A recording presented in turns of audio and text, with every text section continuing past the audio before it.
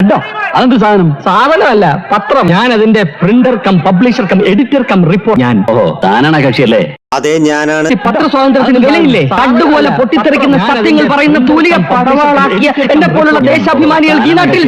എന്റെയൊക്കെ ചെറുപ്പകാലത്ത് English cinema കാണാൻ വേണ്ടി 2 തിയേറ്ററിലായിരുന്നു പൊക്കോണ്ടിരുന്നത്. അതിലൊന്ന് ശ്രീധർ തിയേറ്ററും മറ്റൊന്ന് ഷേണൈസുമാണ്. ഇപ്പോൾ ഞാൻ നിൽക്കുന്ന ശ്രീധർ തിയേറ്ററിന്റെ ഫ്രണ്ടിലാണ്. ഇത് ഷേണൈസ് ഗ്രൂപ്പിന്റെ അണ്ടറിൽ വരുന്നൊരു തിയേറ്ററാണ്. ഷേണൈസ് കൂടാതെ വരുന്ന തിയേറ്ററുകൾ ശ്രീധറും പത്മയാണ്. ഇനിയിപ്പോ ഷേണൈസിന്റെ കാര്യം പറയാനാണ് തീപ്പെട്ടി കൂടുപോലെ മുറിച്ച് 5 സ്ക്രീനുകളാക്കി മാറ്റിയൊക്കെയാണ്. ഒമാര് ബാൽക്കണി വരെ മുറിച്ച് തിയേറ്റർ ആക്കിയൊക്കെ. പറയുമ്പോ എന്താ പേരും പ്രതാപമുള്ള തിയേറ്റർ ഒക്കെ തന്നെ. പക്ഷേ സ്പെക്കിന്റെ കാര്യത്തിൽ വളരെ ദാരിദ്ര്യമാണ് ഷേണൈസിന്റെ എല്ലാ തിയേറ്റർ. ഇനി നമുക്ക് ശ്രീധറിന്റെ ഹിസ്റ്ററി പരിശോധിച്ച് നോക്കാം. കേരളത്തിലെ കൊച്ചിയിലെ മറൈൻ ഡ്രൈവിലെ ഷൺമുഖം റോഡിൽ സ്ഥിതി ചെയ്യുന്ന ചരിത്രപരമായ ഒരു ഒറ്റ സ്ക്രീൻ തിയേറ്ററാണ് ശ്രീധർ സിനിമ.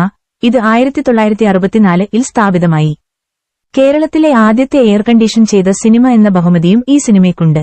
തിയേറ്റർ ഇപ്പോൾ ഹിന്ദി, ഇംഗ്ലീഷ്, ചിലപ്പോൾ മലയാളം സിനിമകളുടെ മിശ്രിതം പ്രദർശിപ്പിക്കുമ്പോൾ ഒരു കാലത്ത് ഇംഗ്ലീഷ് സിനിമകളുടെ ഒരു പ്രധാന കേന്ദ്രമായിരുന്നു ഇത്. ഇന്നും പ്രവർത്തിക്കുന്നു. Shridhar Theatre was opened in 1964, which was the third theatre by Shenoy family. The theatre was named after Sridhar Shenoy, the deceased son of Lakshman Shenoy. The theatre was opened by V.V.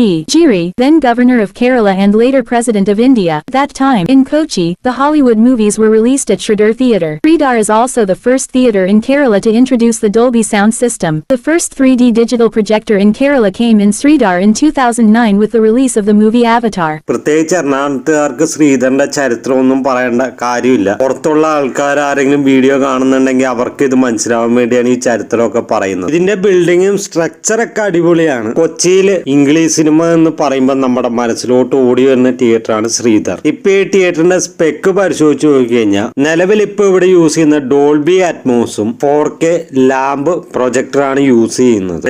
B class ആയിരുന്ന theatre ഇതിലും ഗംഭീരമായ updations ആയിട്ട് തിരിച്ചു വരുന്നുണ്ട്. മാറ്റങ്ങളും വരുന്നു. അപ്പോഴും ശ്രീധറിന് ഒരു മാറ്റവും ഇല്ല.